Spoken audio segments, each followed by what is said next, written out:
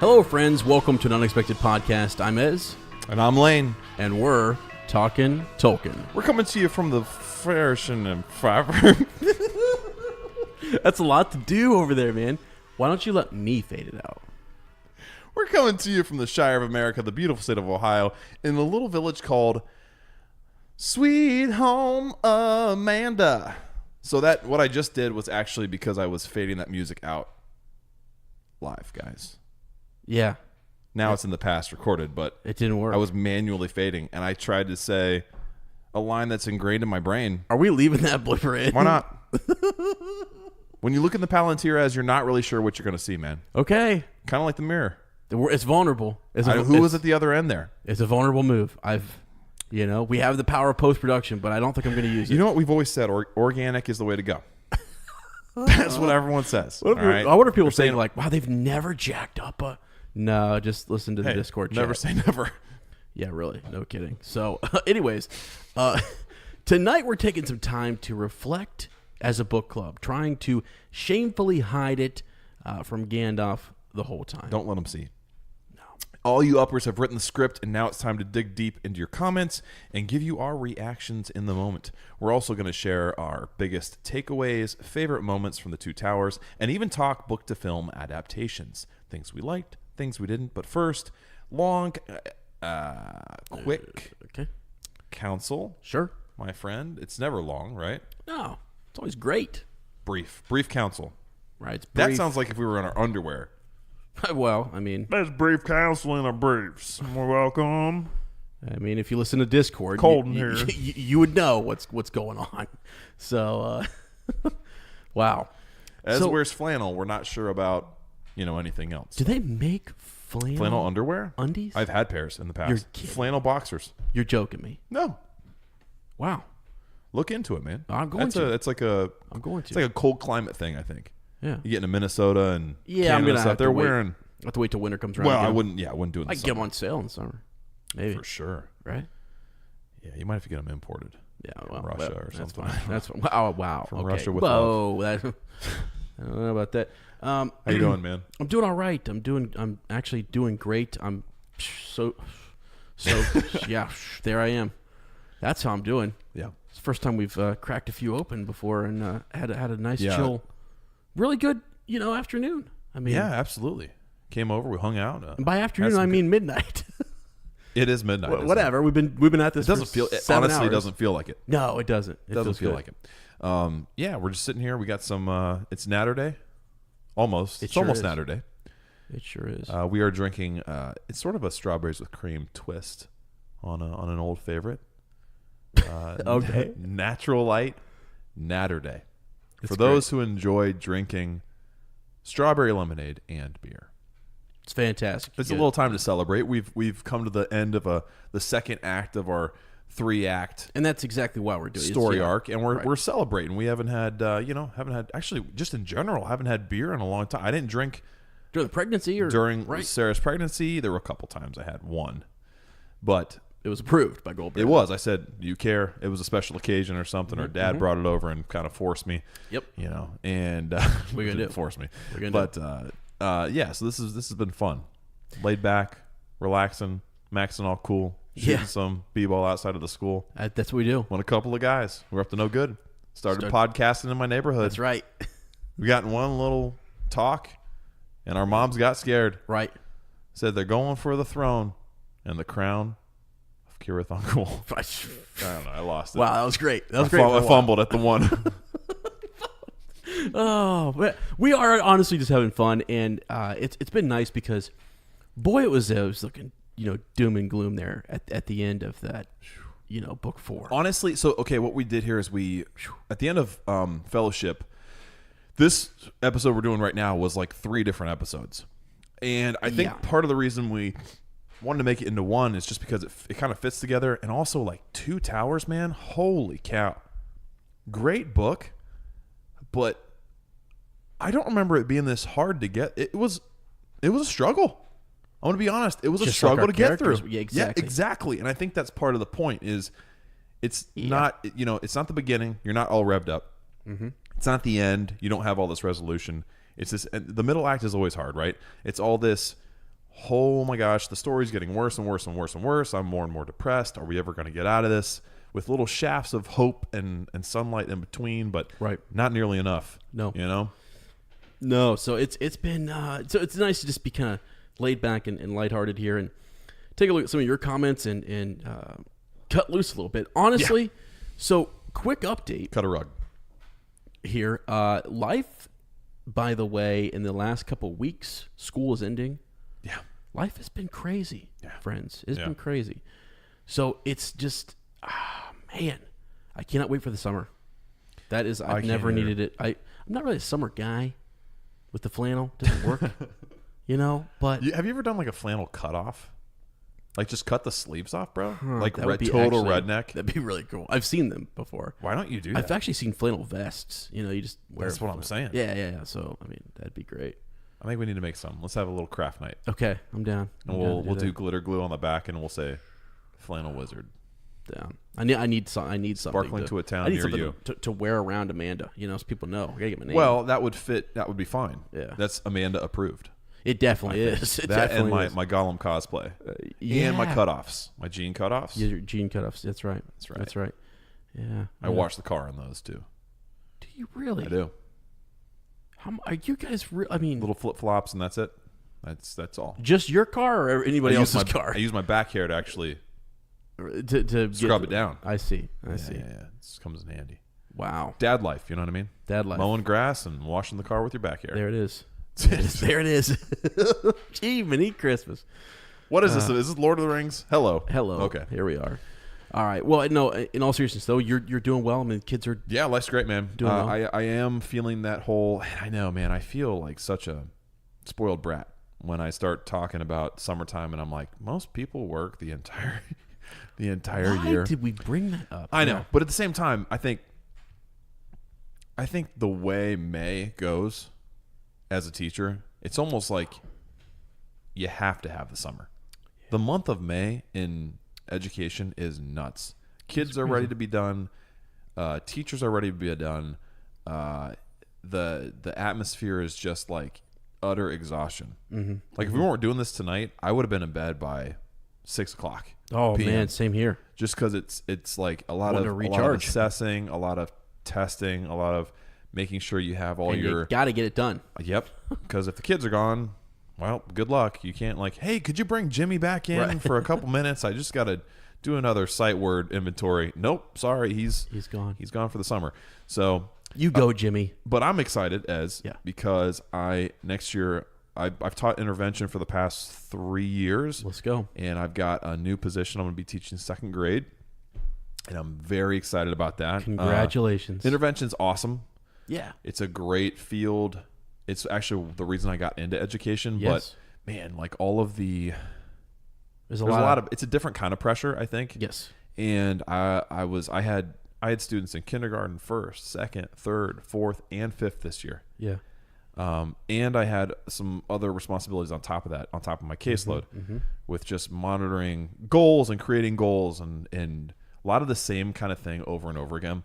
That I was like, man, you know what? I need a change. I need a change. Yeah, you got to change. You were talking about 7-year burnout, right? Oh my gosh. And I'm in my 7th year. Yeah, it's a real thing. Yeah, it is a real thing. So they've done studies on it, haven't they? Yeah, and the thing, it's what's unfortunate, and sorry, we're going on a little educational tangent here, but it's like your hands get a little tied. You can't intervene as much as you'd like to sometimes because you want that piece of paper to back yourself up and to get what we need to get for kids. But my gosh, it's a lot to juggle sometimes. Yeah. So I don't know. I had a mentor who was like, around year 6, 7, and 8, like look for, you might need a break. Hit a wall kind of thing. You might need a break. I mean, seriously. And I'm like, I'm feeling it too. I mean, sincerely feeling it. So we'll see. It is what it is. I'm excited for you though, because I want you to be able to tell me what's this like, how'd it go. I mean, it's great. It was really easy. There's a teacher who's moving away. She fell in love with where they went on spring break. Right. And she interviewed for a position and got one. That's awesome. And so they're moving. Her husband's already down there. They're ready. So it's a good thing for them. Good for them, yeah. But I'd actually gone to my principal previously and said, like, if there's an opening in general ed, would I be considered? Could Sure. I interview? And she was like, of course, if you wanted Right, to. right. Why wouldn't you? I was like, well, I don't know. I just didn't know if it would be like a difficult process or something. Yeah. She goes, no. So you want your people to be happy. You want you're yeah. motivated. If you're motivated, you're and that's how I feel. Like I was inspire feeling kids. kind of stagnant and like the amount of I guess I mean you write Yeah. IEPs. IEPs are something I've never liked. I always feel like I'm having to someone's got to edit me and fix it because it's just not. I don't think that way. So the idea of going into a classroom, that being my classroom, that being my responsibility, not having to know 6 different grades and what they should be able to do and how to get there, but one grade. Actually, I've been so excited, dude, that I went and I looked up 2nd grade content standards. I bet you did. And read through them, and I was like, oh, I get to teach this. I get to teach this. That's Yep. awesome. Uh-huh. I haven't looked at the content standards since I was And you know where they're going to go. college. Which I think is cool. Yeah. As the IS, you kind of understand. Yep. And then also, too, I'm thinking I'll have kids who I've probably serviced their IEPs before. Yes. And I'll be on the other side of that, and I'll be able to help within the classroom. Yes. Because I think sometimes general ed teachers who haven't taught intervention, they might not necessarily know, hey, what do I got to do for this kid? And a lot of times it's really simple stuff. It just takes a little bit of extra time and thoughtfulness. Really, it really is just thoughtfulness. That's all. And sometimes people are just looking for that extra little approval that says it's okay to do those things. And sure, here you go. So I'm excited for you, man. I'm honestly, pumped, dude. I tell you right now, you better have some Lord of the Rings something in there, some theme. Oh, edge. dude, I think I'm planning gonna the classroom decorations or what's going on. I was thinking about what theme. Yeah. Elementary, you always have to have a theme. You don't have to, but that's what people do. I don't know, man. Maybe we're all going on an adventure. Yeah. Have a green door. Well, just adventure. That's right cool. You could go into a different fandom, different things that kids are interested in. Yeah. I would love to. I'd love to try and do. We were talking about read alouds after recess, right? Definitely gonna do Narnia. I would love to maybe bust out a little bit of the Hobbit and just get the reaction. 2nd grade's still pretty young for the Hobbit. Maybe maybe someone might be into it. I don't know. I'm just excited about Narnia. You're right on. Yeah, that would be. Yeah, I'm just excited about having a class, about getting to know those kids really well. There will be definitely be the equal difficulty but different challenges to face. But I think I need that. I think I'm feeling kind of stagnant and stale. I need something different. So the cool thing is we have 3 kindergarten. There's a kindergarten Smith teacher, Sarah, my wife, who teaches 1st grade, and then I will be 2nd grade. You could go all the way until 3rd grade before you had a teacher who wasn't named Smith. That's unreal. Isn't that crazy? That's unreal, actually. Those poor kids. They're not going to understand. Well, there's a different last name a teacher can have. I thought all teachers were named Smith. That's funny. That's funny. Yeah, but I'm amped, man. I feel really good. I feel recharged and ready to go. So good. But you're awesome. Doing good too. Yep, doing well, man. I'm excited. We got some cool projects over the summer. Just had some really good news, happy news about my sister. So can't really share that yet, but it's really cool. It's good. It's good stuff. That's so good. Yeah, I don't think I even got a chance to tell you. I haven't even heard this. I'm like, when do I hear? Yeah, I'll whisper it to you here later on.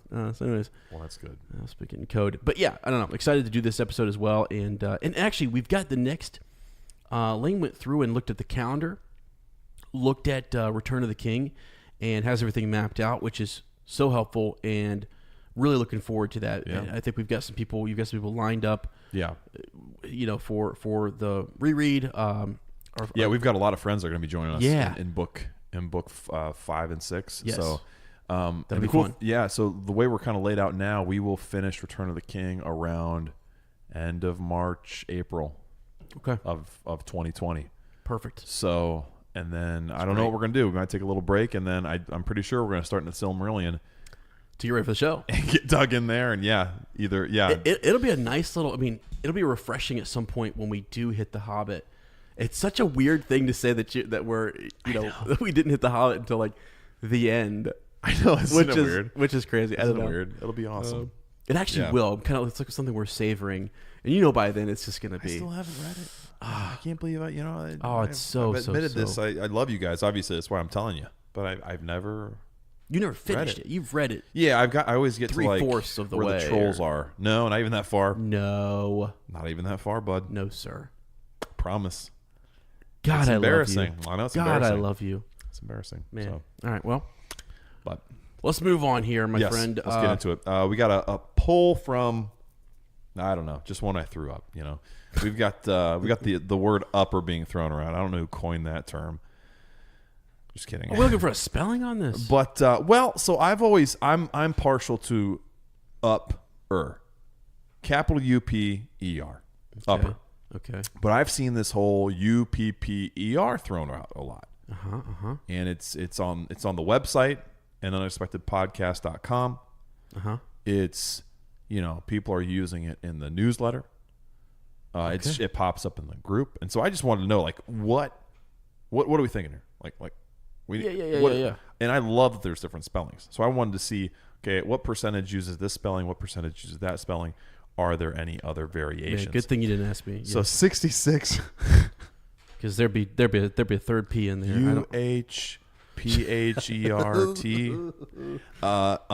So upper UPER is 66% of our friends, and double P is 34%. 138 people voted. That's a good sample size. Yeah. Made some interesting comments.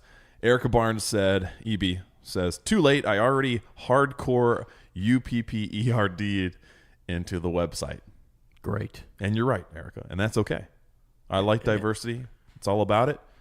I think we should have different spellings of upper, and you're about to see that. Yeah. So Phil Seidel says, what about capital UP, lowercase PER? I like that. We do that? I like that. Jim SP, Sheriston both agree with Phil on that. Then our good friend Kevin McKeegan says, how about Youper? Youper. Which people from Michigan will understand. That's already used. Okay. Youper, Upper Peninsula. Really? Which is another reason I like our book club's name. Because I love the best part of Michigan. I love the UP. Yeah, it's beautiful. That's great. And then Selena says, would that be pronounced Ooper? No, that's who picks you up. You call them. Yeah, all right. Right. Oh, that's funny. That's funny. I didn't even know he spelled it different ways. Yeah. That's my mild dyslexia kicking in. That's okay. It's sort of in other corners, we had a little retweet from Dome, the director of the Tolkien biopic. Wild.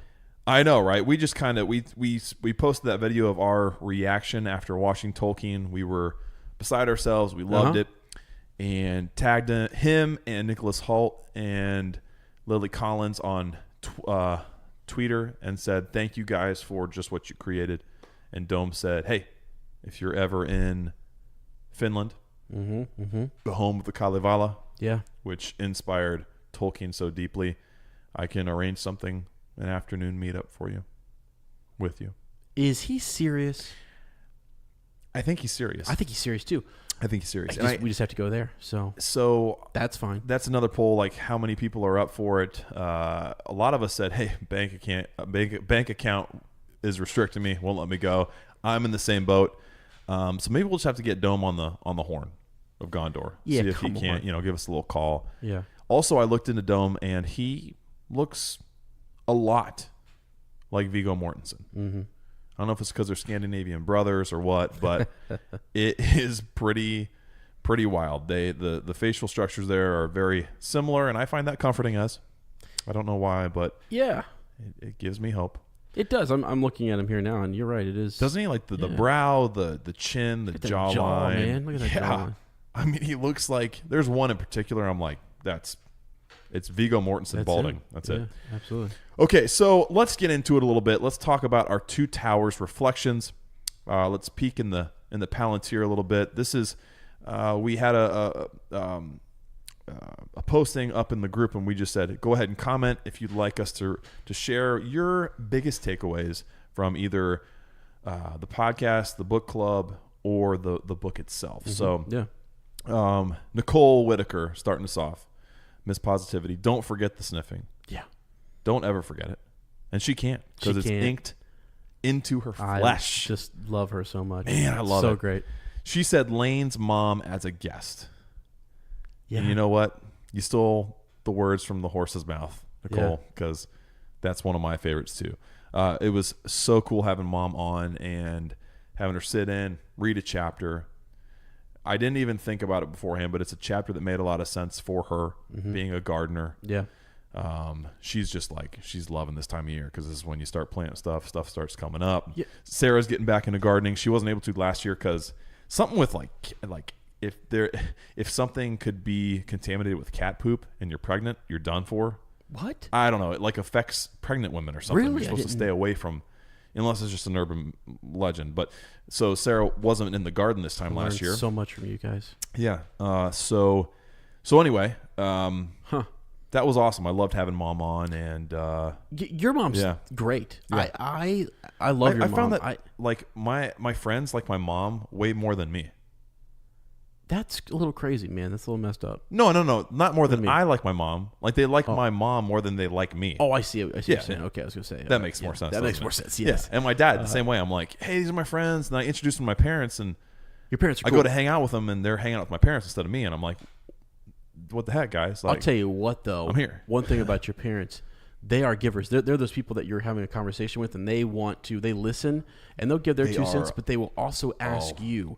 You know, they're very conscious of that, and I've always admired that about your mom and dad. I talk about that all the time. I feel like, my parents, they really get to know you. Like a lot of people, you just but feel just like, come to the long expected party and be Erica Barnes out here.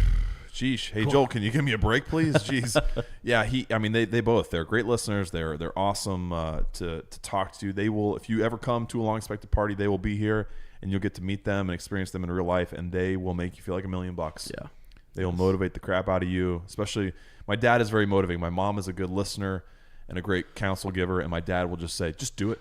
Just go for it. Yeah. What are you waiting for? Right. Huh? What are you? You can do this. And then I'm questioning why I haven't done all of those things for years. Guys, been wasting time. Wow. Here. So, James West, our buddy, had a little comment. What do you think there is? What do you say? Yeah, my favorite book, my favorite of the books and movies, The Helm's Deep Battle. Do you really have to say anything more? No. Than that right there. It's the best. It is amazing. So all this stuff. Okay. Since you're in the Game of Thrones world, turn your brightness up for a second. I did. So you can see it. Yep. Is it a fair comparison? No.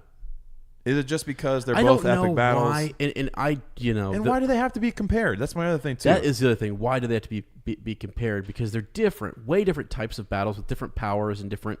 Do you think it's just the length, the duration of it? That's Because all they're Helm's trying Deep to took forever. And, that's all they're trying to compare because people are shredding the tactics of that battle and like, why did you charge with your cavalry? Why didn't they flank? Why did you just waste? They're getting all technical. Oh, dude, and people don't do that with Helm's Deep as much, and it's probably because they thought through it a little bit more. Yeah. I don't know. I there's some major criticisms of what happened in Game of Thrones with the Battle of Winterfell. So. I guess my other thing too is had we previously ever seen a battle that epic with Helm's Deep? You mean? Yeah, in cinema, definitely not in TV because TV wasn't then what it is now. That's the standard. That was the standard. I think that they were trying to we're going to make. I don't know if they set out for that. I really don't know that they were trying to do that. The media kind of created. It just as it grew, they're like, wow, this is taking forever, and we are.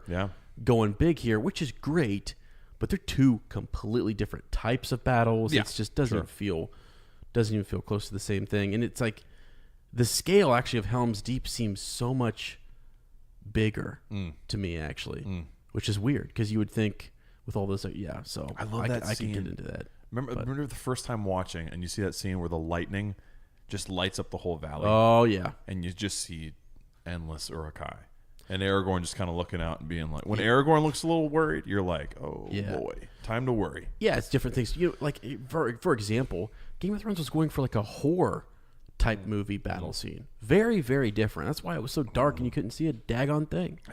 So it's just different. Yeah. But man, I tell you what, Helm's Deep is one of my favorite battles as well. Yeah. My mom loved watching that. That's awesome, I was so surprised. I'm like, really? Like of all the things that mom would like, The choreography of the fighting too is amazing. Aragorn jumping off buildings, Legolas with the shield down the stairs, Gimli jumping into stuff. It's just so awesome. Yeah. Toss me. I kind of jumped the distance. You have to toss me. That's great, James. I love it. George Harold.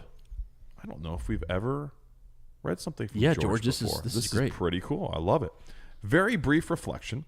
I've decided that the Palantir and the Stairs of Cirith Ungol Kirangul are my favorite chapters. Both have some really great, deep character moments. Mm-hmm. Yes, they do. And actually, that's one of mine too, George. Looking ahead there. That's great. Beautiful insight. We have some really powerful chapters in this book that you'd think our fellowship getting broken up and divided would mean less character development. And it actually, what Tolkien does is the exact opposite. Yeah. You get to know, we knew our characters so much less in the fellowship than we do in the Two Towers. Yeah, yeah. You get to know Pippin. You get to know Sam even better. You get to know Merry. Like, it's just amazing what happens. Even Gimli and Legolas get more fleshed out too. Yes, you know? Yes, they do. Yeah, and I actually really that the Palantir chapter, right? I mean, that was neat because it added a lot more. Man, when you bring that into play, it's sort of like there's these other bigger powers and objects and artifacts that carry weight and power in this world, and you're like, whoa, we can use. What are these things that we can? And isn't it? I'm having a flashback. Seeing here. stones. Yeah, right. And weren't we reading that going? Is this the first time we see Sauron? And it kind of is, isn't it? He has that image of I saw him, and it's like holy cow. That's true. And it's even more descriptive than we get in the movies. And I remember there are a couple paragraphs there where Pippin's explaining what he saw and what he heard, and you're like, oh, geez, okay. Yeah. Sauron who questioned him. Yeah, it was like pretty. Yeah. Yeah, it's an intense moment. So I want to say blood chilling, but that's not a bone chilling. Blood chilling if we got warm blood, I guess. Blood curdling. Yeah. Yeah. Pretty bad. Melissa Smale is next. Again, Melissa. These are new uppers, Ez. I know, I love it. This is great. This is kind of what I was hoping for, that we would hear from some voices that we've never heard from before, and that we would. Jen Shepard is working on the character chart sheet thing where we have, because there's so many of you now that it's hard to. Jeez, man. Wait, are you serious? The fellowship is huge. I think she's working on something. Oh gosh, like I love her reference. so much. Yeah. I love her so much. Shit, that might take about 10 years, but she'll work on it. Fantastic. Melissa Smale, thank you so much for sharing. She says, so I am still working my way through Two Towers, but my favorite part so far is the reunion at Isengard. Yes. The moment where Gimli tells off Merry and Pippin made me laugh out loud, literally. I love this because not only is it a break in the action, allowing us to catch our breath after all that running and fighting, right? Yeah. But more, it feels like the three hunters have been running the entire book. Yeah. Just running everywhere. Right. But more importantly, it's a great character building moment. For the characters are the bread and butter of any story. And it is moments like these that unfortunately so often have to get cut in adaptations, totally right, that make the characters relatable, human, and real. Showing them more fully. For example, Aragorn is both Strider and King. I love that Tolkien takes his time with these moments. Like in the beginning when he allows us to live in the Shire. Melissa, yes. I'm banging on the table in total agreement. She's just knocking it out of the park here. It makes us realize what is at stake and the travesty of what will be lost if we fail. It makes us care. Jiminy, you talk about shut it down. Shut the episode down. I mean, she just wrapped it up. No, she really. In a paragraph. This is fantastic because that's what it's about. We have to live there for a little bit, and as we were talking about how difficult it's been with Two Towers, like it's because we're living with these characters for a while. And as you and I read this, and the book club goes through this again. And the fact that we're all going through it, I think of other people, by the way. When I'm reading, I'm like, boy, are we all feeling this right now? Right. Are we all, because we picked it. Maybe we should take a break. Here. Pick this back up in the spring when it's a little bit more. But yeah, we were reading it in the winter too. What's wrong with us? we're masochists. That's ridiculous. We like the pain. Yeah. So that's awesome. Thanks, Melissa. Yeah, it's beautiful, and I love that too. Yeah, you're right. So we, Aragorn, my favorite character of all time. We get a lot of Strider in Fellowship. This ranger, he's ragged, he's worn, he's maybe haggard was the word I was looking for. And then in Two Towers, we get all these glimpses of him as king. And at that moment where I think about that moment where he refuses to put his sword down until he absolutely has to. And he says, if anyone touches it, they're gone. Wow. What a kingly thing to say. That is not the ranger talking, right? No. And it's cool. It is just this gradual, and there's just these moments where that king kind of shines through, and again, those moments where other characters see him and they're like, "Whoa, there he is." And isn't that something? Yeah, that flash of brilliance. It's not like anything that he said was earth-shattering. It's just the way his presence. It's like a king just spoke to you. They don't really have to question too much. Like, okay, Longshanks. I wanna be Longshanks. Yeah. It's a Mike okay reference from the 90s. All right, Michael Jordan. Here we go. Jared Lane. Jared Lane is actually too. I want to put in here real quick. He is our composing master. Yeah. Have you seen any of his compositions that have been performed in the group? This dude composes music. I don't know what Jared does, but he's like a Jared, who are you? He composes music. Jared, what's going on? Yeah. What's up? Yeah, it's amazing. Weren't we going to hit him up for some Yeah, I think intro, so. outro? Well, I think so.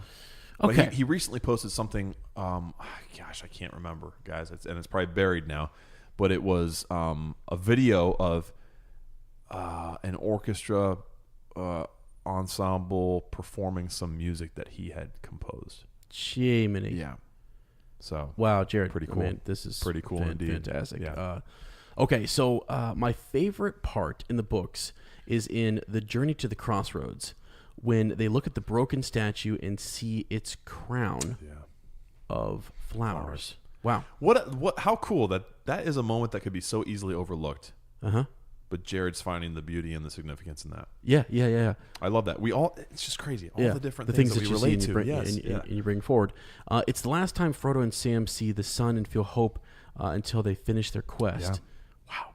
Yeah. Even though it is quick, it is so potent and strong. It reminds me of Christ being crucified, yet he still loved, and he still served, still healed, and he was still a king. Kind of like Aragorn. He was discounted, dirty, downcast, but he still served, still healed, and was a king. Wow. Yeah. I just like the way words is, Absolutely, man. Yeah. What would Aragorn do? Yeah, I mean, and that's a good point. That to think about the last. Some of the hope, the rays. We were talking about the rays of hope that kind of come and go, and it's like, man, you got to soak those up. Yeah. Because they're so few and far between. Well, and even yes, you're right. Yeah. And even the foreshadowing too of that. I never really made that connection of that king and the crown of flowers and the coming of the king, which would lead to the blooming of flowers of the tree of Gondor. Yeah. That's crazy. Yep. I mean, that's amazing. Okay. It's great. Mind blown, Jared. Thank you for blowing my mind here early on a Saturday morning. Jessica, our good friend Jessica Denboer, the addition of our new upper, Charlotte. What a blessing on the Gondorian New Year.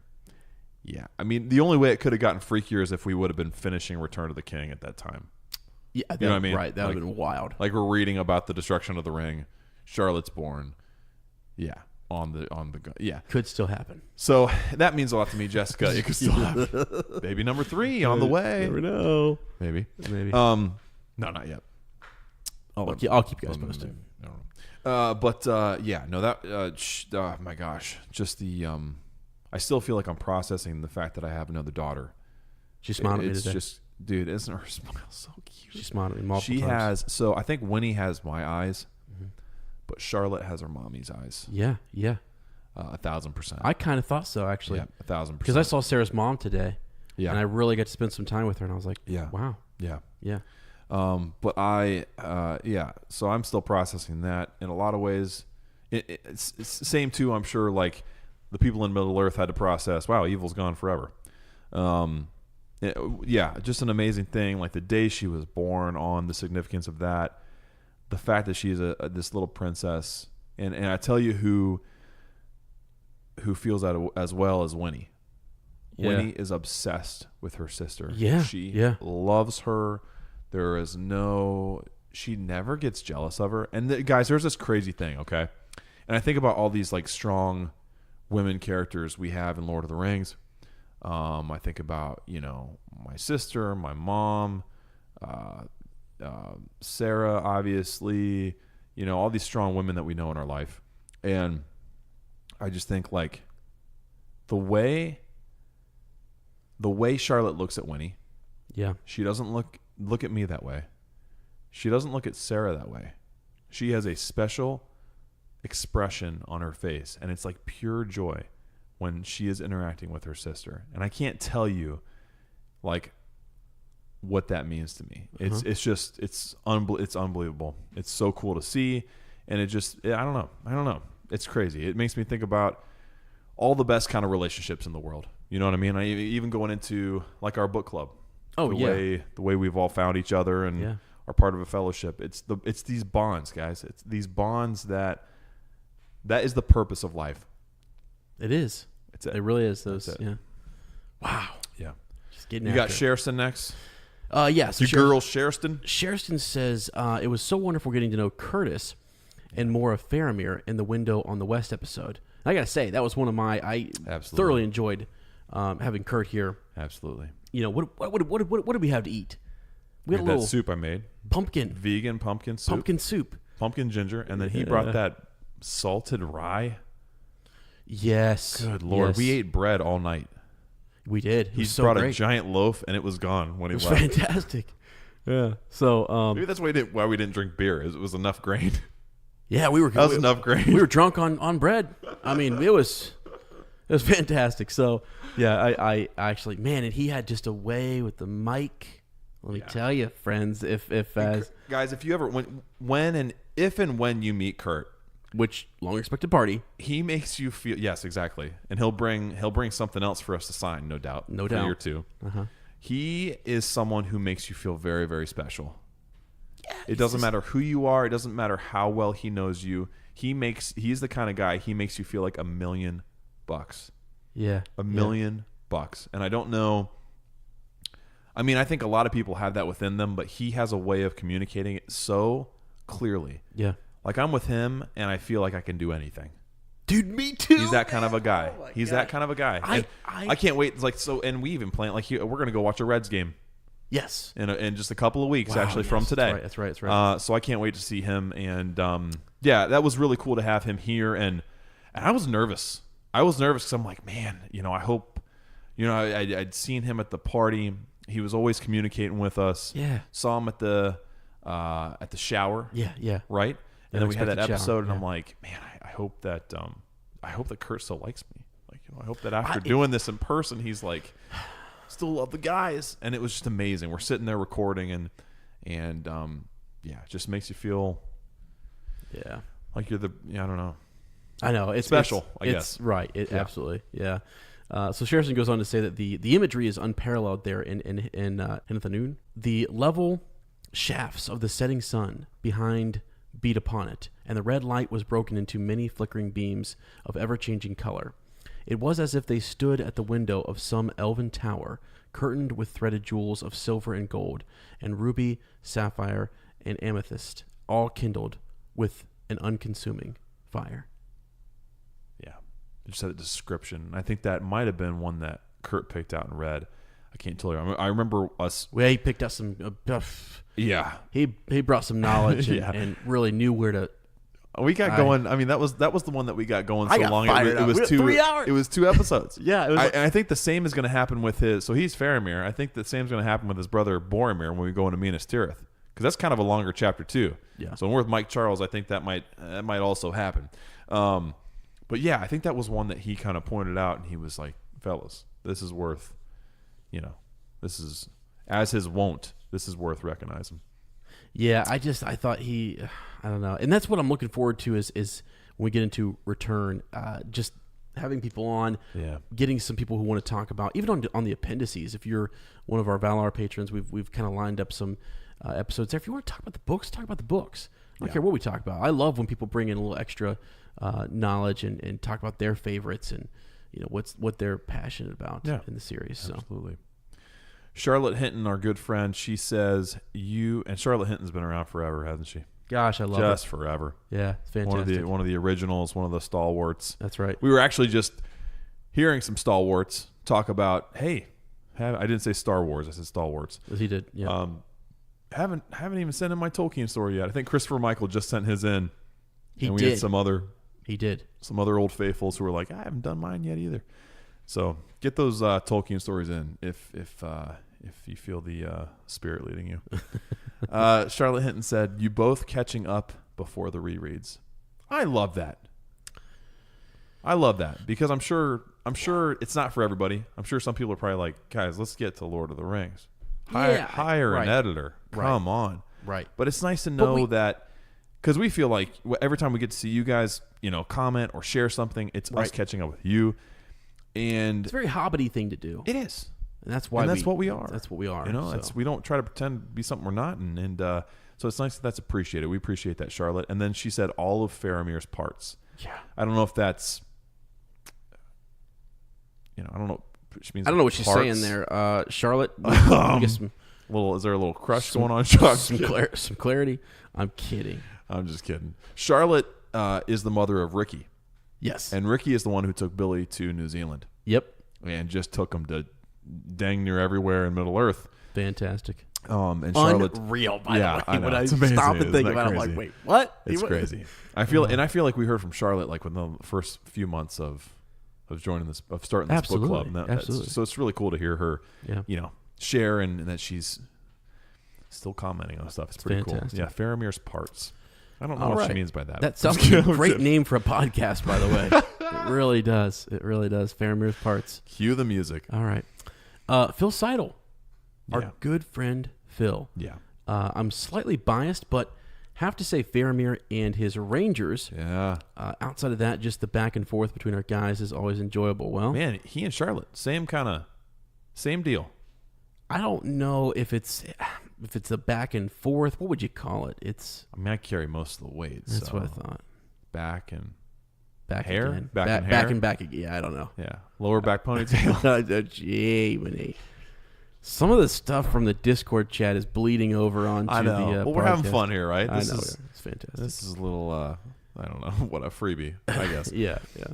But yeah, I don't know. Faramir's parts. I love it. But I actually, you know what, Charlotte, you can't Phil, do that kind of thing because I know because Lane will never get off of it. Okay. Oh, come on, no, Charlotte, you know how immature I am. But jeez. But honestly, both of you, Phil and Charlotte, those are some of my favorite parts too. That's actually, come on, shut up. Stop. I can't. All right, I can't. We're actually, I should have said this at the top of the episode, but we're going to share some of our favorite parts as well. We are. Our major takeaways. Right. And guys, 15 minutes later, this will come back up. Don't you worry. Switch mental gears. And Faramir makes mine for sure because he is so different in the book than he is in the film. And I think it was I don't know. We'll get there. Sure. We got Emma Rose Kolk, our needlework master. Yeah. She is currently creating dang near all the Fellowship. And once I read her comment, you're going to say, man, she's not going to hear this for another 5 months, but she'll get here eventually. She's busy doing all that needlework. It's amazing. I think her Etsy shop is Hexen Needles, Hexen Needles. And she makes some amazing stuff. I would love to, I've kind of hinted at a little cross stitch of, because she's doing all these Lord of the Rings Fellowship members side by side. So like Aragorn and Legolas, Sam and Frodo, Merry and Pippin, just next to each other. And I've kind of hinted at it would be kind of cool to have like Ez and Lane, Goldberry, Charlotte, and Winnie. Sure. That kind of a thing. Yeah. So, maybe cool. Kurt and Kelly. I don't know. The Shire Rats. Wow, that would be cool. Fill us in. So she said, Erg. Are you trying to get me to read faster? No. Throwing your arms up. Absolutely not. Erg, I'm so behind. I've only just finished listening to the Voice of Saruman episode. I barely have a commute anymore, so that's reduced my podcast time. I'm trying to catch up, though. Emma Rose just came back not just came back. I guess it's been a couple months now, from New Zealand. So she has been to the land down under, Middle Earth. Land in the middle? Would that change her accent any? That's a great question.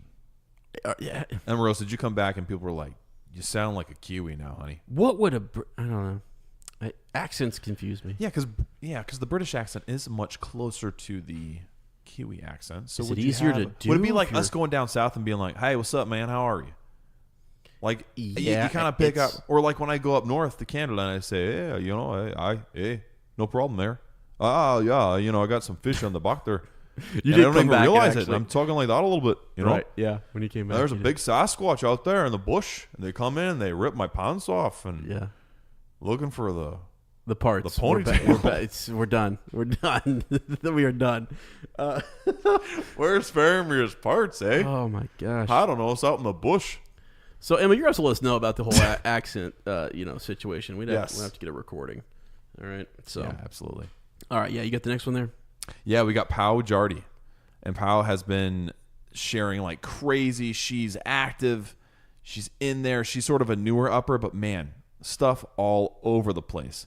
Definitely when you guys fangirled over Eomer and becoming Rohirrim and Grimma's voice, of course. So, you know, I kind of... Who was you talking about? Oh, you Thousand. You bad king. You You're all obsessed with Faramir's parts. Well, I'm over here. I'm with Saruman now. You don't even know where you're going. Get out of here, Gandalf. Oh, man. Stormcrow. I was telling Ez, I feel like I still haven't really gotten the voice back. Because we haven't done it for a while. It's hard. It is hard. And then for a while, I felt like maybe for some uppers, we were overdoing it a bit. And even for myself, I'm like, can you stop talking in that voice? And Sarah hates it. That voice. And sometimes we'll be on the way to school, and I'll be like, I don't even know, honey. I forgot to pack my lunch today. Oh, well, shoot, where's my coffee? And she goes, Lane, can you please just shut up? Like, just stop. I hate that voice. It's creepy. Fault. It freaks me out. It is inspired by, and also there's a little bit of the, there's all sorts is it of Merv the Perv? Is that the guy from Family Guy? It's several influences, you know. It's a mixture of characters we've kind of created. But it's its own thing now. It's Grimma. It really is. The way it goes down like that at the bottom. It's definitely Grimma. So Philip Willis also said kind of the same thing. Loved that the role playing of the Rohirrim. Remember that when they were attacking, dude. After they had stopped. I remember the clear Orc as Pack. day, bud. Clear as day. That was actually wild. We were talking about the Night Breeze, shooting the Night Breeze. Oh gosh, right? That's right, dude. That was Wait a minute. Did we go out after Sasquatch after that episode? Did we? I think we might have. Yeah, because we were talking about the Night Breeze in that, weren't we? I can't remember. Or was that when we were with Bobby? Near. Bobby was with us for the Riders of Rohan, but we might have heard it. The chapter was with. Yeah. Yeah. Okay. Either way, it was around that time. Yeah, around that time. And, we felt pretty brave, didn't we? We sure did. I don't feel that brave anymore. Yeah. Powell goes on to say, I was at work while listening to that, literally smiling at the computer. My coworkers must think I really love my job. I love it. Powell, wow. I love it. That's beautiful great. Stuff. I'm glad that our goofiness isn't loathed. Well, or we'll see anything. after That's this. We'll see after this episode. You know, that's for sure. Yeah. Good Lord. So, well, this is a bonus one. It doesn't count. So. Oh, okay.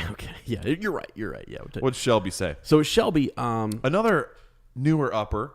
What since we've had time to kind of, but I mean, since we've had time to, we haven't shared tons of stuff. Her in a while from Shelby, right? Yeah. Right. So Shelby, how you doing? I mean, I guess I'm thinking. Okay, yes. When I say newer, when we were doing gazing in Galadriel's mirror, I don't think Shelby had been in our fellowship yet. So it's kind of cool. Like, it's just different. Yeah. No, it's cool. It is cool to kind of So she says, I'm definitely going to have to say the Grima voice. I remember literally snort laughing while grocery shopping. Yeah. Wow. Well, I'm sorry. Shelby, I apologize. Like, we have caused you some serious embarrassment in the grocery store. Public embarrassment, too. And that is our fault. That is, honestly, yeah. I also really love all of your discussions on the Ents and the Entmoot. Those have always been some of my favorite chapters / sections of the trilogy. Yes. So, yeah, those were fun, for sure. Yes, they were. Yes, they were. Rebecca Rovney says, everything with Faramir, from both the reread and the podcast, such greatness. Mm-hmm. Even as far as... I'm done, man. You quit talking. Reoccurring theme. Quit talking. But yeah, everything Faramir. Faramir's he might be the most popular character of this book, I think. Yeah. Because he's so different from Boromir.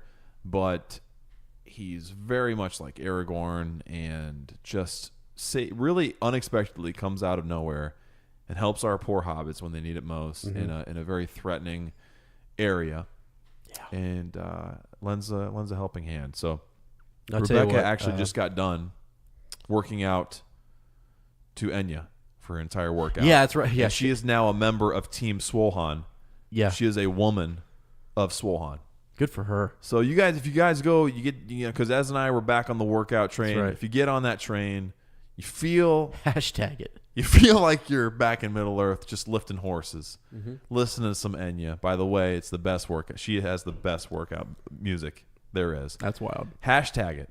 Men and women of Swolhan. You know that's gonna be a thing. It's gonna catch on like it's gonna be great, like orc fire. Gosh. Let's see. So Annabeth here. I love the way Sam begins to develop in the Two Towers. Yeah. He really starts to come into his own now that he and Frodo are alone on the journey. True. Yeah, that's very true. It's he kind of more pressure on him, isn't it?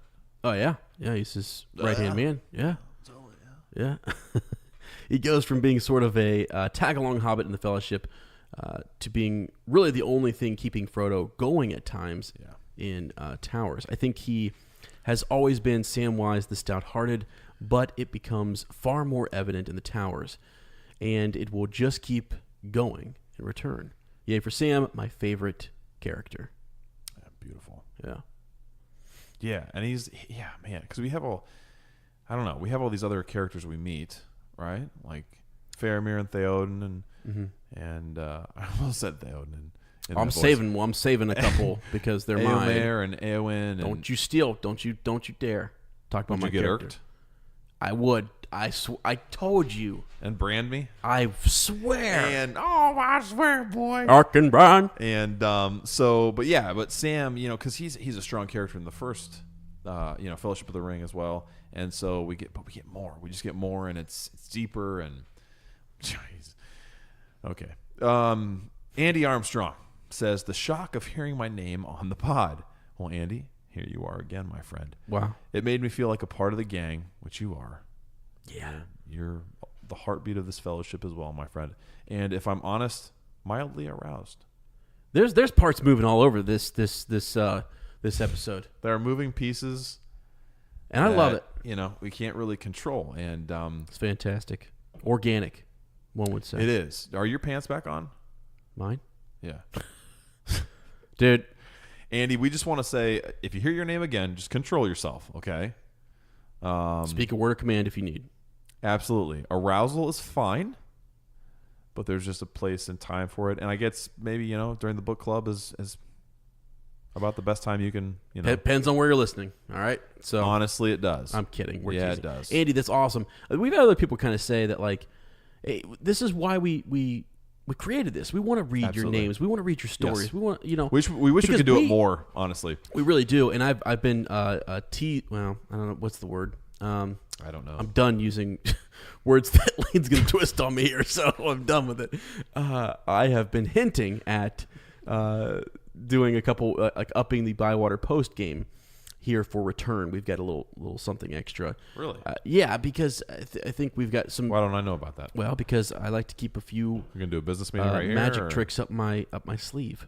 All right. Okay. Typical. Up wizard. my flannel sleeve. So. All right. I'll do the docs. You do all the surprises. Thank you. That's much easier. Teamwork. Makes I like it. The thing work. The thing work. Wow, we're on. Hey. Makes the parts work. Minx. Did you say Minx? You owe me a drinks? Is that what you said? No. Thought you did. Is that a thing? I make it. I like mink. That's a high school thing. I think mink are really cool creatures. What? Dude, that does not sound good. No, I'm serious. You know what mink is, right? I think I know the reference. What? I don't know. Am I saying that? Wait, guys, I have mild It's an animal, dyslexia. isn't it? Yeah, it's It eats cabbage. We're good. Yeah, water creature. We're fine. All right, moving on. All right, let's get into Act 2. Thank you guys for all your comments. That was awesome to see. I saw those. Wow, I can't talk. It's the time. It's not the drink. I saw those rolling in. I was like, good. We've got some quality comments, things to talk about. Your input. I love it. It's beautiful. Act 2 is our top 5 favorite moments from books 3 and 4. So as we can go back, we can trade back and forth. You do one, I do one, you do one, I do one. Let me do number. I'll go number 1, and then you go number 1. I'll go number 2. So right, because my 5 is actually my number. Well, they're not in order really. Mine aren't really in order either, but my 5 is the one I went in on. So. Don't get Jiminy. Mine too. All right, number 1. So the White Rider. Okay. He's back. Gandalf is back, and it's just I don't know, man. Like, Gandalf's back. I'm so glad. Back again. Gandalf's back. He is back. Tell a friend. Yeah. Gandalf's back. Gandalf's back. Gandalf's back. Gandalf's back. Gandalf's back. That's actually great. That's actually great. Oh, man. So, but you know, it's cool because of the mysteries surrounding Fangorn Forest. Yeah, and it's a really magical. Yes. Moment. Slightly scary on the edge of your seat. You think it's Saruman. Yeah. Because how could Gandalf have come back? There's these things that take place after Gandalf's death, or even at the end of Fellowship, right? That you're like, looking back now, there were hints. That was him. There was stuff going on. Yes. And you're like, what? Think about Amon Hen. Yeah. Right? I was like, the seeing seat. Yeah. So I don't know. That to me, you guys know it. I'm the Flannel Wizard, and this is one of my order, the highest in our order. And he I wrote love you him. last time. Yes. Wrote a letter to you. He did. Pretty cool. Which is fantastic. So I just love that he's back, and it's good for our characters. It brings you this hope. Sure. And we need to remember that he's back. Thank goodness we know that he's back and what's happening, because what we see with Frodo and Sam and the armies that are leaving Mordor, look out. It doesn't look good. And you know they're going to need him. Yeah. He's the great counselor. Yeah. Yeah, absolutely. My number 1 is our special guests. So Bobby, my mom, Kurt, loved all the I don't know, the input they added, you know, getting to hear their reactions to the chapter, providing some insight into our journey. And it's just made me all that more excited for the guests we're going to have in Return of the King. It is going to be fun. It's cool because in a way, it's like, in a small way, it's like getting to have everyone join us. Sure. Isn't it? Because yeah. We always say that. We always envision you guys all sitting here with us. Mm-hmm. We feel the energy. We feel your spirit with us. You know what I mean? Yeah. Kind of a deal. And when we get to have one of you come on and actually be here physically, it's I don't know. It's a different kind of experience. It changes the whole feel, the whole flavor of the episode. It brings a new spin on the chapter.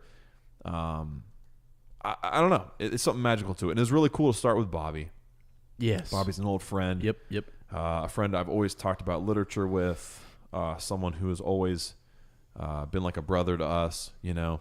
An old friend to a new friend. That's quite a bookend. It's great. Yes, it is. You know? And my mom right in the middle there. You know, my mom having her along and being able to... And she has never read Lord of the Rings. So this is her first read-through. Yeah. Which is really cool. And just the fact that she... When we first had this crazy idea, she... you know, got a copy of the book and started reading through, and she's like, yeah, I'd love to read it. And she has, I don't know, it's cool because, you know, Emily Dickinson, she enjoys. And so who wrote Pride and Prejudice? Jane Austen. That's who I meant. Jane Austen. You know, the Bronte sisters and all that. She loves those. Those are like her favorites. Don't ask me questions I don't know the answer and to so on this podcast. To read Tolkien is a little different, right? It's a little different. But she's been a lifelong fan of Narnia and C.S. Lewis, so that there's kind of some similarity there. Plus, you know, I always made her watch the movies, as you guys heard. Yeah. And so it was really cool. And then obviously having Kurt on, like you said, from a very old friend to a very new friend. Yeah. And but it's crazy. It didn't feel any different. It's amazing how these new friends feel like old friends. Guys, if you get a chance to come to the long expected party, there's an initial sort of like getting to know you, talk to you type of thing. But once you get past the gate and you get over by the fire and you sit down, you're at home. Come on, it feels good. Yeah. So that's my encouragement, and this party is only going to grow from year to year. So gonna need a bigger yard eventually. We are. Don't worry, I got a field, and we got a field over here. Okay, the Cowardly Lion's back. All right, here we go. Okay, number 2 for me. Did Faramir hear the horn? Ooh, What a great discussion. That was an awesome discussion. And just I think thinking, we each blew each other's minds. I think we each were blowing horns. Yeah, into each other's minds. It was like, but do you remember that discussion though, and how much we were kind of we were picking over the lines, yeah. and we were really pulling the text apart, and we were awesome. what were some of the things we were looking at the vision that he had, seeing Boromir. Yeah, did he actually see him? Right. Or what was going on there? Right. Dude, I like the I'm way the getting boat chills just moved, thinking about and he it. didn't actually touch it. So was it real? And why would it have moved like that? And come right. Yeah. It was awesome. Did he see something that was actually happening afar? There's so much to it that because he's got the horn, right? You know, all that stuff. I don't know. It's that to me was one of my favorite in these past couple books discussions that we had. Yeah. And it took me back to almost like the beginning when we really pulled everything apart. And I don't know. It was a fantastic discussion. It was. So if you can cool. think back on that, and there will be more of those. Absolutely. In the return. Yeah. Happening right now. My number 2 is Faramir. Well, boy, aren't we onto something here? There you go. The parts I'm most interested in is his. It was amazing to witness this character, you know, as Tolkien wrote him, and not just as the film creators interpreted him. He gives us hope that the powers of darkness can actually be resisted, and does it in a way that I don't think devalues the destructive, all-consuming, evil power of the ring, but actually shows that there is great valor and goodness. You know, that was a thing that the filmmaker said, we've just established that the ring is this evil, terrible character, really. It's an extension of it is Sauron, right? He poured his own malice into it, and that it's destroying this character that we love, Frodo, our hero, is being destroyed. And they said, you can't just have this character come in and say, I wouldn't touch it if it was on the highway, because you strip the ring of its power. Yeah. And I've always thought, what? Do you? Or do you restore some belief that goodness has a lot of power too? That's right. I love how you have this laid out here. I should have saved it for when, I was more coherent then. He gives us hope that the powers of darkness can actually be resisted. Yeah. And I think that's really what it boils down to. It's nice because I always feel like, wow, when they talk about men or when the elves talk about men, it's just there's no hope, there's nothing. Yeah. It's just Aragorn, and even Aragorn. He's of that he's got this lineage. Yeah, that bloodline that he comes from is a part of that. But wow. And I know we even talked about, we were like, well, maybe if he would have seen the ring, it would have been different. I like to think that someone could have put it right in Faramir's face, and he would have said, no, no. I do too. I like to think that's who I think Faramir is. And I think that's why so many people love him, because they know. Yeah. They know if someone was like, here, check it out. Not I got all the ring. Right, exactly. So not everyone is corrupt. Yes. What hope is there if we think everyone's just come on. We should all aspire to be a Faramir. Yeah, there's no reason to save the race of men. Right. It is. So bingo. There you go. I like that one a lot. So good. Yeah. Number 3 for me, this is going to just play along with what you said earlier. Sure. The guest again, Bobby, your mom, Kurt. Very cool having them on. Looking forward to more guests. What? So Kurt Jones. Kurt Jones. It was, as you said, the chapter with your mom. Remember we talked about that? It was 2 parts. In the beginning, your mom was just talking away, talking about some of the the provisions and how all that's happening, and then the land and the plants and everything, and then there was the rangers strategery later. Yeah, and I'm like, and you came alive, and your mom stopped talking. And I was like, oh, I'm sorry, but it was just that we were into 2 different. Yeah, right. But it was great. It was fantastic. It was awesome. Yeah, we wouldn't have got through it. We wouldn't have done it justice without your mother. No, not at all. That was really important to me to put down. Yeah, absolutely. Let me see here. Number 3 for me, the Ents. I think some characters that kind of get looked, as is quite fitting, because trees are often overlooked as not being important characters in our actual physical world. But there's so many other there's big battles, which I guess one of which is waged by the Ents. But there's all these things that happen, and even reflection. I think they kind of get lost a little bit. Mm-hmm. But Treebeard, especially Quickbeam, I love Quickbeam. How he was just enraged, and man, what was that line? Where it's talking about when he saw Saruman, like trying to escape. I can't remember, but it just hit me in a way that it never had before. I guess I love nature. Obviously, I'm a big recycler. I think all creatures have value. All life is sacred, and I don't know how you can say one thing's life is more important than the other. I really don't understand that. But I admire Tolkien giving this voice to the voiceless, and I think it's a powerful thing that I know it happens in other stories, but I haven't personally experienced it in such a powerful way in other stories. And I think about obviously the Ents here, but even thinking about that fox, that silent fox that I'm so obsessed with, and the eagles, and you know what I mean, just the different non-human characters or humanoid or whatever characters that he gives human traits to and personifies them, and the light that's in Treebeard's eyes. Oh man. And the way they take forever to say anything because it's that old. Yeah. I remember him talking about the old lists and them walking forever, and Entmoot, and even just the difference in decision at the end of Entmoot from the book and the film, right? That Saruman needs to go have a talking to. And man, I don't know. They're just they could be the most powerful creatures in Middle Earth. They arguably are. Yeah, right. But they don't use their power that way. And I think that so much about nature. Like nature could eat us up. Absolutely. Yeah, it could. And it doesn't. Right. And that might be real power, honestly. Sure. It might really be. Right. So, yeah, the Ents.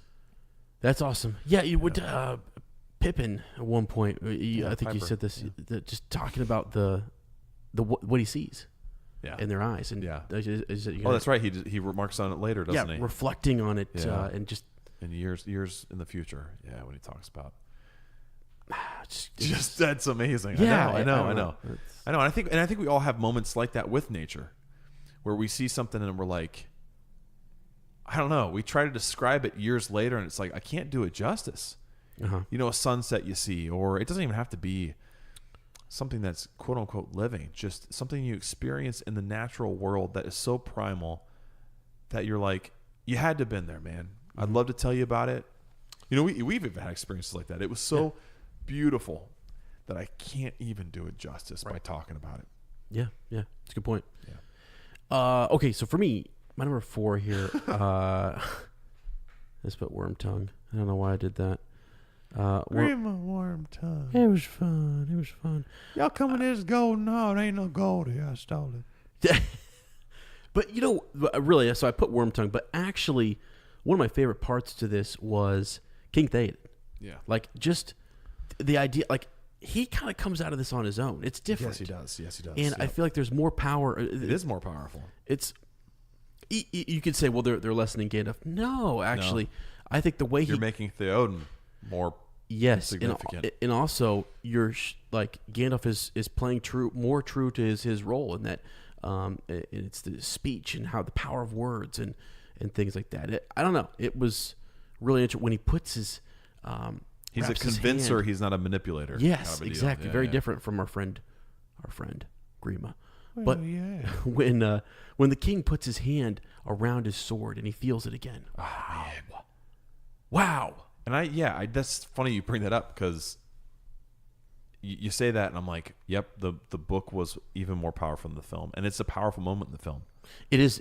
But the book kicks its butt. It does. The book kicks its butt. And it's what's crazy is I just like it so much more because there's some subtlety to it, and it's more powerful when you can come to those realizations on your own. Sure. Yeah. Than being forced to. And I just thought, man, that's just so well done there. Yeah. So I wanted to bring that back to the forefront. Yeah, I like that. My number 4 is Our Fellowship. So you'd think having our characters, I talked about this earlier, being split up would divide our attention, keep us from learning more about them.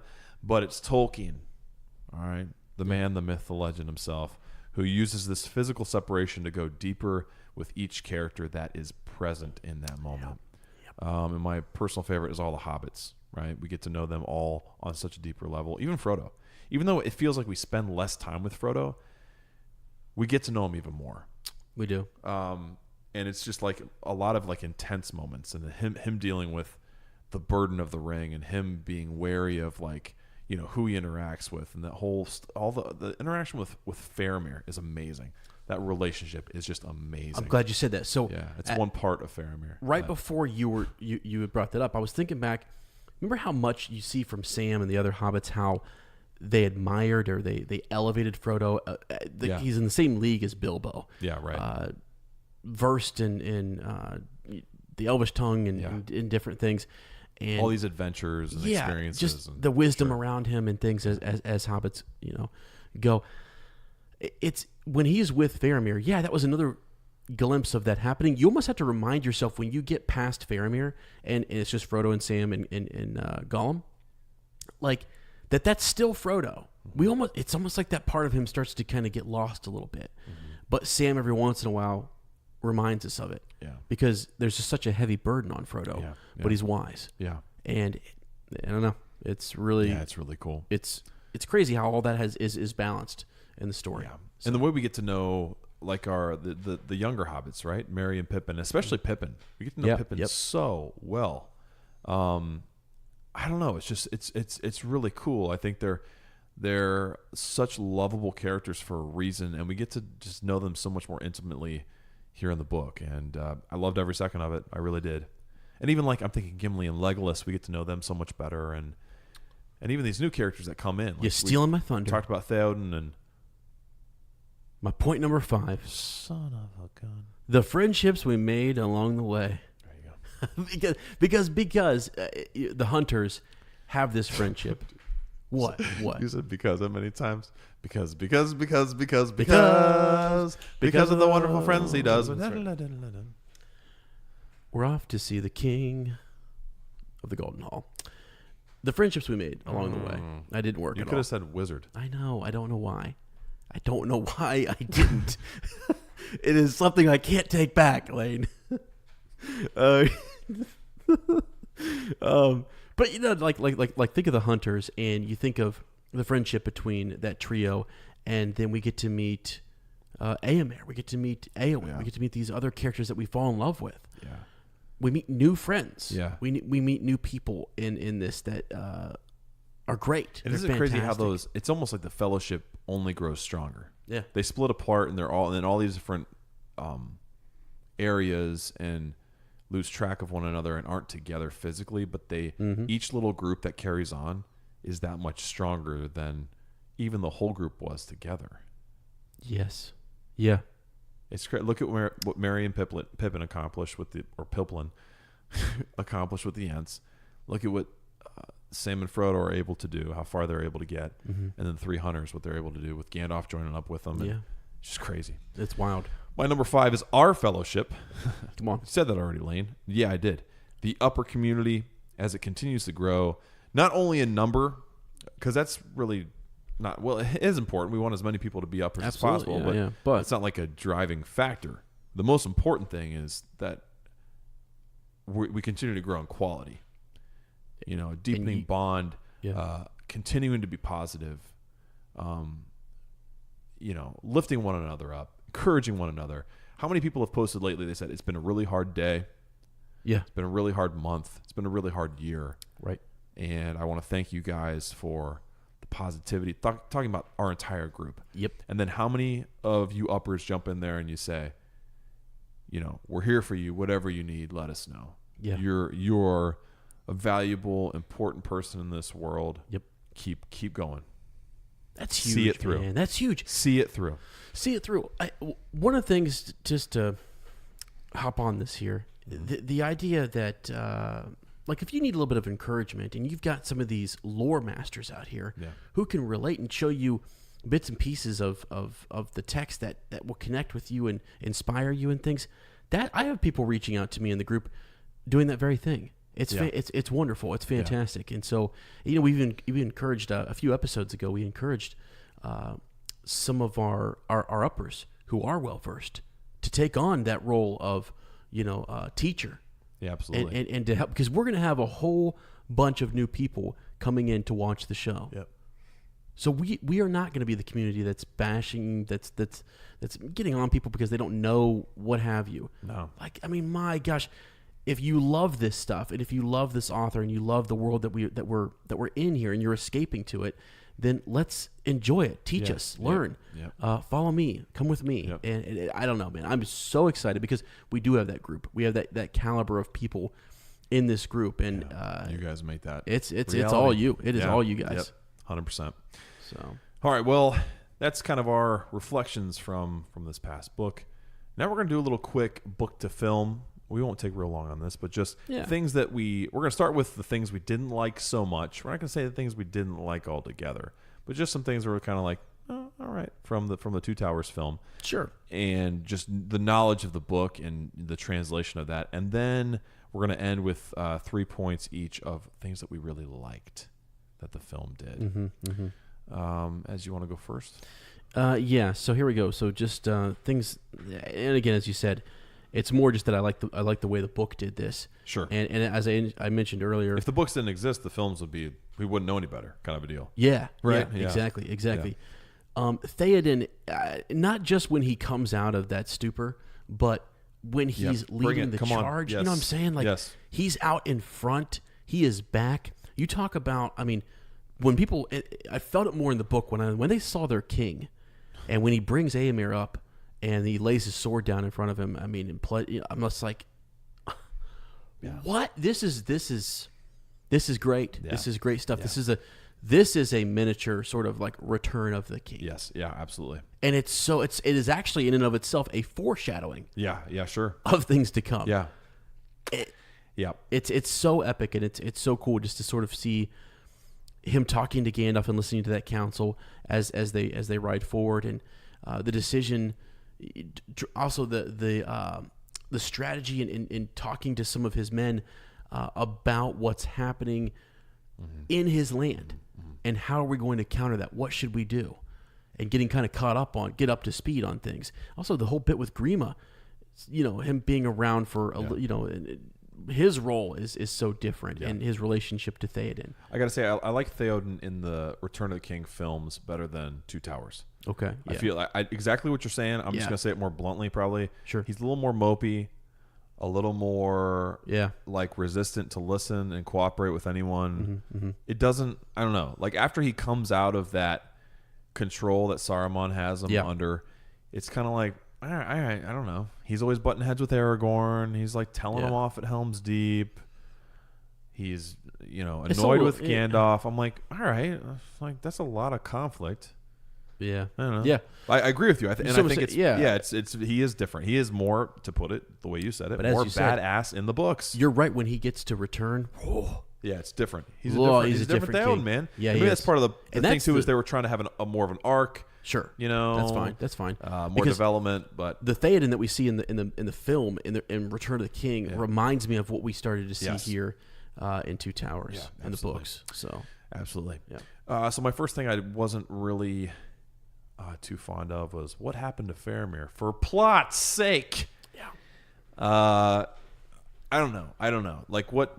I don't know. I mean, there are entire probably like people's doctorates written on what they did, what they did to Faramir. But in my opinion, it was a real shame. And we talked about this in the chapter too, just the differences between Faramir when we were with Kurt, we talked about that, the difference of Faramir in the film versus Faramir in the books. And I don't know. I don't know if they had to do that. I think they felt like they had to do that to Faramir to just kind of, again, make the ring more powerful, to kind of justify the struggle of the ring bearer, and also maybe just to create a little bit of I don't know, like filler. Okay. In a sense. Yeah. Maybe they felt like they couldn't just I don't know.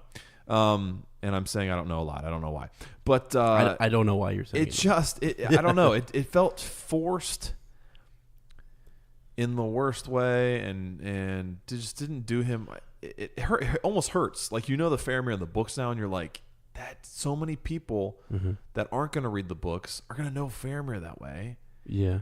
And that's not how Faramir really was. And then it sets him up in Return of the King to be kind of like I don't know, like he's like this pity party who doesn't have daddies, and the whole reason he did that in Two Towers was to get daddy's attention, and then he went back on it, and now daddy doesn't love him, and I see. It's it's just not right. It's not right. So, and I think they did it to help make a little more conflict within the plot, and like I said, bridge some gap. But it distinguishes. It sucks. Like sometimes when you do that to a character, another character can. You might do it to make another character stand out more. Yeah, and maybe that's what they were doing. That's probably what they were doing. Kind of sacrificing him a little bit, and also maybe to relate him more to Boromir, to show that this is like a sibling thing. Also, to imply that this is what Denethor wanted him to do, and he was seeking his father's approval. So, I think it's sucks. It's my least favorite thing of Two Towers. Yeah. So what do you got next, bud? Okay, so let's see. I have Isengard, Saruman's demise. Okay, yeah. I thought it's just so much better. Yeah. There's more emotion. You get to know the ends better. Way more. The conversation too that Gandalf has with Saruman, one of his order, and to sort of put him in his place, which gets pushed to Return of the King and is only in the extended cut. Right. Yes, and doesn't feel right. Yeah. If you go listen to it, it's a different tone even than the book. Right. Conveys. Yeah. For me, I'm like, man, I don't know. I love hearing him. There's so many good lines in that part. Yeah. That I wish more of that would have came out. And in the movie, they just kind of repeat each other. They repeat the same thing over and over again. Yeah. You had counsel, come on down. I'm not gonna. You were deep in the enemy's counsel. Come down, and you'll be. It's like, dude, you said that 5 times, Gandalf. Yeah. So I don't know. It's much more tense. It is tense. You get some history. You get to understand that these. I call it like the artifacts, like these magical artifacts. Now kind of work their way in. Yeah. And in the book, you start to realize, wow, there's stuff in this tower. Yeah. This is an important tower. Yeah, important tower. What's going? Gandalf, we can't just leave this guy up in here with all these important trinkets. Yeah. But we do. Yeah. And there's power in different things. Gandalf believes in power, in a different type of power. Yeah. It honestly reminds me of Aslan and believing in like the ancient, deep magic. Deep magic, yeah. And it's like, okay, there's something else. There's something else that maybe we don't need a glowy ball to look into to see things in the community. All this other stuff, because he mentions other things. Yeah. So, and that's true. And in the films, Saruman dies. Yes. Right. Yes. Well. Not in the books. No. Still running around somewhere. And that's the element that you're like, you're surprised. Mm-hmm. I'm surprised that Gandalf doesn't do something. Right. Doesn't use some of his power and things, but it's the same advice he gave to Frodo. Exactly. Yes. Even the very wise cannot see all ends. And he's living it. It's interesting. It is. So there's more depth there. Yep. My number 2 is Entmoot. I liked it in the movie, but the books, Treebeard is he's so much more interesting to me.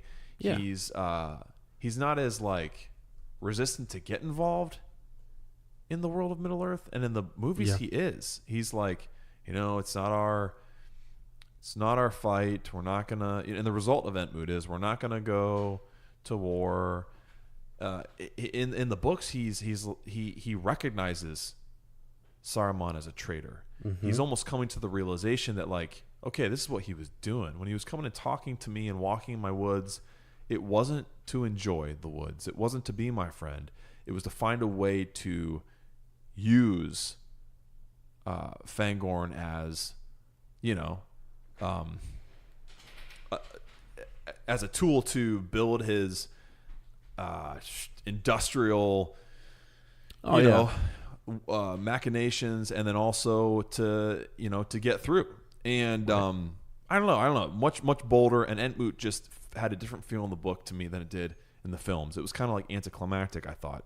And again, just something that why you could have spent so much more time doing other stuff from the story if you just would have had them come to that resolution. I don't know. Right. It just seems to me kind of like wasted time.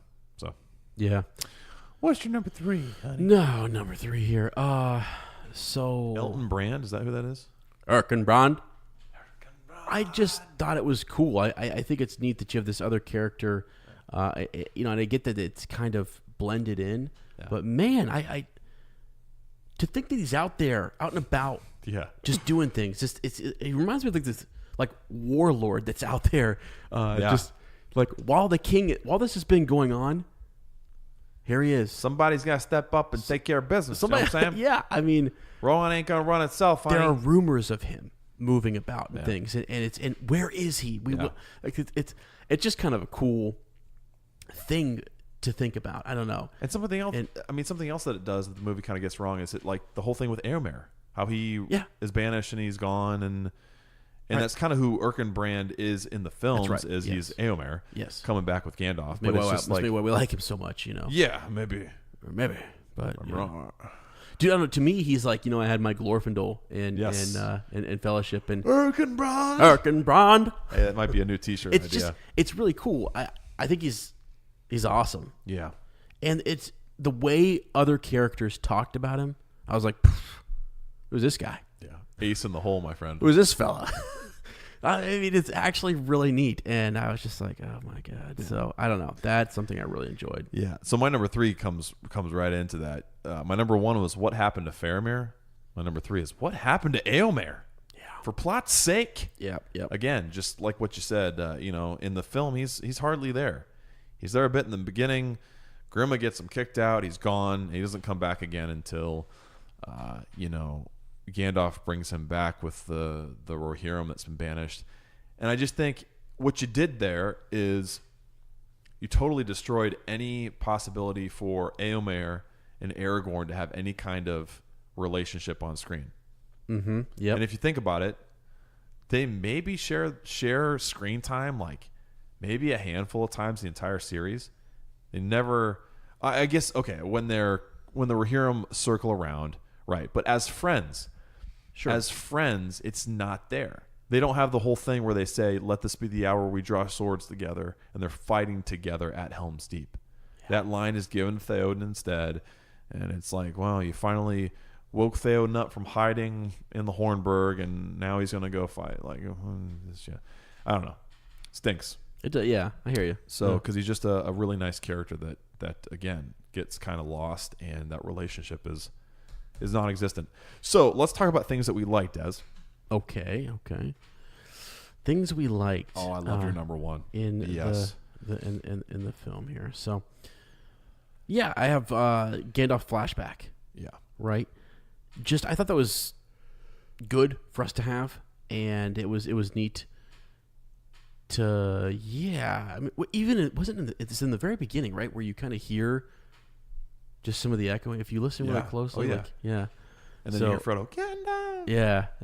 It's just so well done. I don't know. So one of the best openings to a film ever. Yeah, man. I mean, it's so cool. It's great. So I thought that was neat. That's enough said there. I think most people really enjoy that. Yeah. So. My first one is the people of Rohan. Just the I don't know, all the visuals and the distinct culture that they gave them. Again, like visually, but also the way they relate to one another, their relationship with horses. I think they knocked it out of the park with the people of Rohan. And they're a huge favorite in the book, and I think that translates to the film. And it makes me. It's one of the reasons I wanted to go visit Mount Sunday. Okay. And see that location where Edoras was, and it's amazing. Even just going to that place, you felt that energy too. So yeah, I'd have to say, people of Rohan, a huge thing that they absolutely executed perfectly in Two Towers. Okay. Like it. So this one might be controversial. Oh, it might be. It might be. The elves. But I can see why you'd like it too. Showing up. Yeah.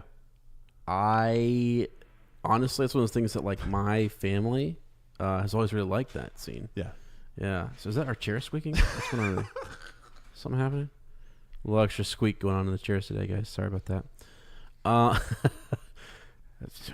Just being clear. Dude, it is a really cool, it's cool, gesture right? and moment, and then how they turn and kind of salute Legolas. They face Legolas, exactly. you know what I mean? And they sort of stand at ease. My dad's always really liked their discipline, just what they represent. My mom was always thought that was a really cool moment, and I kind of like it. I know it's I agree with you. Controversial, but it's neat to see the alliance. It's cool. It's almost like you wish that would have happened. Yeah. And maybe that's why they put it in there. Like, this would have been cool if this would have happened. Yeah. It's unexpected. And it's very unexpected. And they feel sort of like they need a little juice, right? They need a little juice, and it's a bunch of really old men and really young boys. Because it's hard to believe what the way they. Yeah. Now, if they wouldn't have had the elves here, they would have done things a little differently with. I think so too. With the Rohirrim, but I thought it was cool. Absolutely. I thought it was cool. I like it. Hate me for it. It's fine. Well, I couldn't hate you. Okay. And no one could ever hate you with your blue eyes. My number 2 is Aragorn's journey, even though it's not the same as in the book. Okay. So here's where I might be. Yours is with the elves. Mine is with the whole deal of him like in the warg fight getting thrown off the edge and almost drowning and having Brego, the horse, come find him and bring him back and even kind of the stuff. I almost didn't put this. Dude.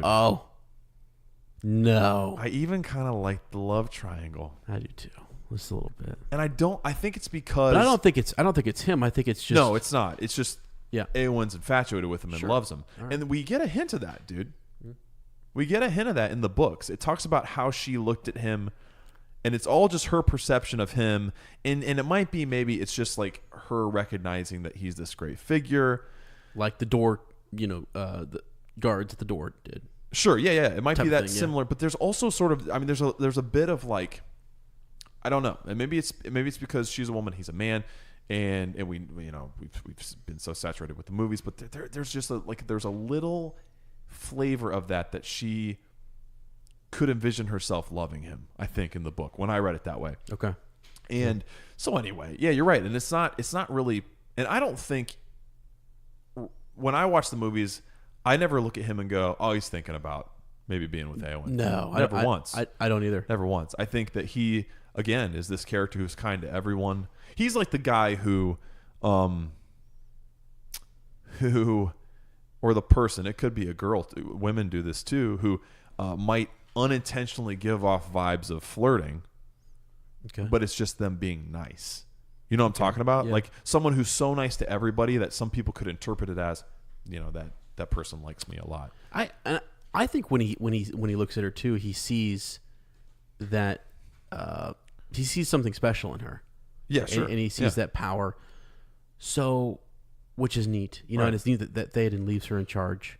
Yeah. Things like that. Yeah. That I think he sees, and then so maybe. Oh yeah, he's a huge encouragement to her. Yeah, both of them are kind of recognizing the other, right? For like I don't know, it's like a future generation kind of. I don't know. There's a moment which I get, which is maybe why they build it up to be a bit more, and if you don't understand that, if you're she's trying to figure it out. Sure. So sure. Yeah. So I like all that stuff, and then also I had to tack this one on because I didn't have 4 slots. Sam's speech at the window. Oh, okay. Yeah. What are we? And Frodo says, "What are we fighting for?" Mm-hmm. Happens in a different place, doesn't it? Is it? Yeah, they're at Athelion. No, not Athelion. Gosh, they're at Osgiliath, and yeah. It's not the same as in the book, but it's cool. I don't know. It's a nice dramatic scene, and Sean Astin knocks it out of the park, and it's just one of those memorable moments. You're like, okay, it didn't happen the same way in the book, but I'm crying, so it's okay. Yeah, that's great. So my number 3, probably even more controversial. Right? The boy and the girl? Yeah, I love them. I do too. So Hama's son, right, is how do you say his name? Is it Haleth? Yeah, not even really in. Haleth, son of Hama, my lord. Yeah, not even really in the book, right? Which is crazy. Hama is and gets killed. Yes, that's and is actually one of the grievances that Theoden takes to Saruman. Isn't his body hewn on the bridge? That's what I thought. The gate of Hornburg. Yeah, right. Great sacrifice. Just destroyed. Just hacked up. Yeah, but it's one of those really stuck with it. I mean, like, that was like one of his right. Even though I think he at one point was kind of annoyed with the gate, but it's like this is a loyal man. Yeah. Who stood by. I mean, I think in the end he really strikes him. But so I don't know. I did kind of like in the if he had a son who was just off in a nearby village or whatever. Mm-hmm. I don't know. I thought it was kind of it added a little element. It just showed you kind of some of that rage that what's the word, the war that's creeping in. Yeah, absolutely. Yeah. So absolutely. My 3 is Gandalf the White and Shadowfax's moment. You know, that famous whistle, and then seeing. I just think that's really something cool that they didn't have to put in that they did, and it kind of surprises me that they gave him. I mean, they gave him a good minute and a half of screen time there of galloping up in slow motion, and it's awesome. And Legolas saying that's one of the Maris, you know, unless it's my another eyes type of magic are cheated. Yes, and you're like, holy cow! All right, well, this is really cool. We're getting big head, like a headshot, hero shot for this horse, and I don't know, man. There are days where I watch that scene and I cry. Mm-hmm. I'm like, this is amazing. That this wise wizard. And I know he's a different type of horse. I know that he's a king of horses. But I just love that Tolkien gave these animals special roles, power, and cared enough to let us know about the ponies. Absolutely. Yes. I mean, all the way back to that. Yes. It's the ponies, the eagle, the fox, and Shadowfax. And it's just, to me, so cool. I don't know. It just validates something I believe, and I love it. I love it. It's great. Yeah. That's awesome. Wow. Yeah. It's a lot of reflecting, isn't it? Whew. And there's more. I mean, we have to kind of narrow it down and keep to just a couple, because there are so many cool moments. There's so many fun little jokes that you and I had, and just fun moments with the community.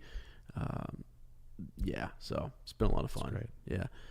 So we'll call it quits there. Definitely. Guys, this is the final episode, so we're going to do our fortnight farewells.